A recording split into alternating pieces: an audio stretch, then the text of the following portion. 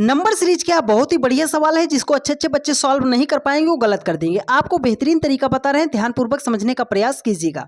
देखिए यहाँ पर संख्या है 6 है, 24 है, 60 है, 120 है, 210 है। क्वेश्चन मार्क के स्थान पर संख्या फाइंड आउट करनी है। तो जब भी ऐसा प्रश्न आएगा, एक ही बार में सीधा सटीक निशाना लगाने के लिए आपको मेरी ये बातें याद रखनी है। पहली बात क्या है सर, कि जब भी संख्या बहुत पास पास दी गई होगी, संख्याओं में बहुत ज़्यादा गैप नहीं होगा, तो उस प्रश्न को हम डिफरेंस के लॉजिक से सवाल को सॉल्व कर लेंगे।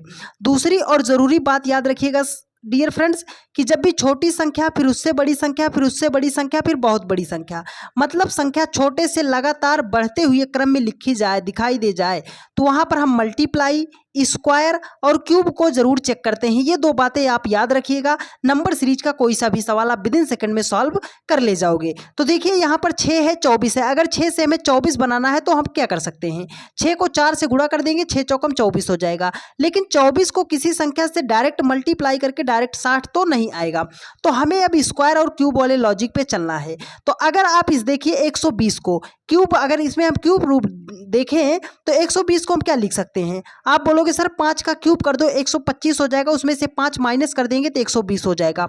सेम लॉजिक आप 60 के साथ अप्लाई कीजिए। तो 4 का करेंगे क्यूब, 64 हो जाएगा, उसमें से 4 माइनस करेंगे तो 60 हो जाएगा।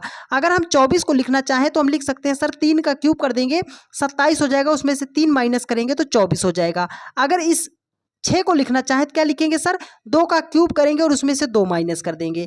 अब उसी प्रकार अगर आप 210 को लिखना चाहते हो तो क्या लिखोगे, 6 का क्यूब करोगे, उसमें से 6 माइनस करोगे, 210 हो जाएगा।